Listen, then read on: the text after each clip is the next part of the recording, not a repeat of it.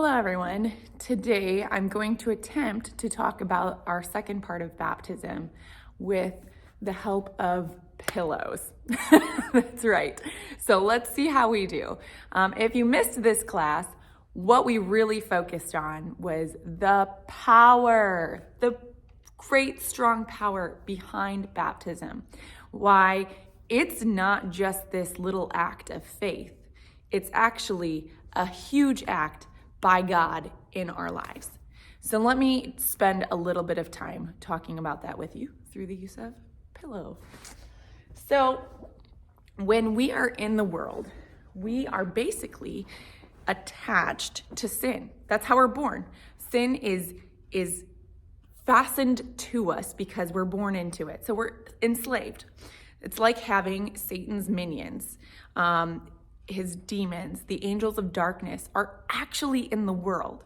And I'm giving this one that this is going to be our minion or our Satan's demon, who's constantly kind of egging us on, making us want to stay stuck in our sin. And so it's like we have these chains. It says in the Bible that we are slaves to sin. And so before we know Jesus or before we have his promises, we're stuck in that. We are a slave. You can't see it because it's a spiritual realm. But I'm slave to this evil, okay? And it's like it's always around me. It's always shrouding me. But when we bring in baptism, when we bring in the water and the word, and this is going to be my little baptism baptized self. When we bring this in, see, he's got water. That's why he's baptism guy. When we bring this in, we have this new covering through the water and the word. We have this new covering where Jesus now protects us. Jesus now gives us not just himself and his name, which is huge, but forgiveness, which releases us from the chains of this. We are no longer chained to sin in the same way, but now we have this protection. We get forgiveness. You guys know we've talked about old man, new man. And when we're in old man, new man life, in this earth, we've got now this kind of two-part self. So I'm going to use this pillow to show that. Before, I was just this red side, right? I'm just stuck in my sin, and I'm living that way. But when baptism comes in, this little white circle here, it comes in to clean me, but here I am in the middle. I'm stuck in the middle in this world because I am part of both. There's still sin in the world, and it's still trying to pull at me, and I'm at the same time baptized, so I'm covered.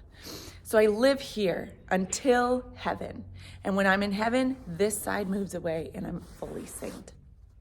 But in the meantime, I feel the struggle. So, though we are covered through that power, though we receive God's name, we receive God's eternal promises of heaven someday where we get to be fully in that side. Where's my other pillow that has my family? Oh, it's on my lap. And then we also are part of a really cool family. Look at all these different personalities. Yep. We are in this family of believers, and lots of them are very different. Like, look at all of them, all so different, all have different gifts. But guys, this is one of the blessings of baptism. As you're brought into this family, you have a new name, you get forgiveness, and you get eternal life.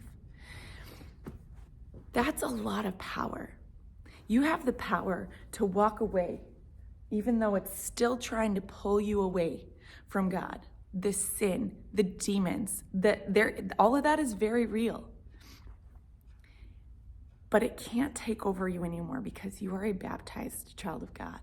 You have a power to fight back like you never did before. So this is no longer it's not a chain anymore. You're released from that chain. It doesn't mean it's not going to try and distract you. Squirrel. Okay, you're going to be distracted at times. You're going to be pulled away at times, but it's not the chain that it was anymore. Because you are released. You have been buried. This got buried when you were baptized, just like you had to die to sin, and that gets buried too. And now you are covered. It's going to try to come back into your life, but it doesn't get to win anymore. It's just going to be annoying because now you have that baptism water. Well, I hope you enjoyed trying to figure it out through pillows. But I just wanted to encourage you that baptism is not this act where we show God what we believe and this act of faith on our part. Baptism is all about God's work. It's all about what God is doing, and we want to be part of that. So guys, if you've been baptized, know how amazing it is to be part of that family. That is not just a simple little act. That rebirth, we call it, into life, you had to fight, but not on your own. That was Christ fighting. He was the one bearing it all on the cross. And now you get to enjoy the gifts of this new life. And guys, if you're not baptized, go get baptized. There's no reason you can't. These are God's promises for you. And we want everyone to have those.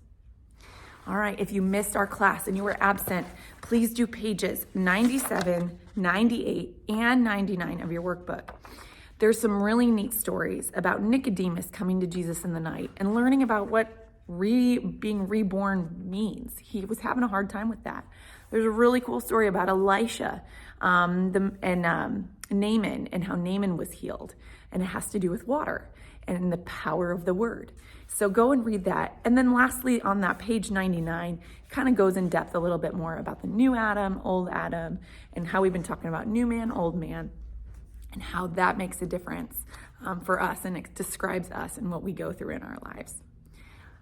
This coming week starts our faith stories, so be prepared. Some of you have been assigned to read those on this coming Sunday in the different Bible studies, and we look forward to seeing many of you there. Bye.